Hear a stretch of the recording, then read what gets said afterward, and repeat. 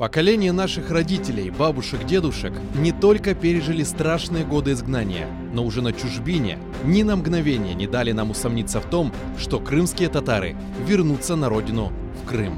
Сегодня, когда новые испытания обрушились на крымских татар, мы задаемся вопросом, как жить дальше?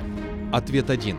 Жить так, чтобы быть достойными памяти тех, кто не по своей воле попал в лихолетие истории, и быть вместе единым народом.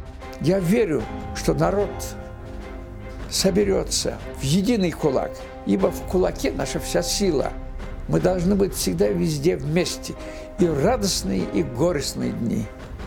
Депортация крымско-татарского народа. Геноцид 20-го столетия. Часть 2. Смотрите в воскресенье в 18:00 в программе «Тарих Седасы» с Гульнарой Бекировой на телеканале АТР.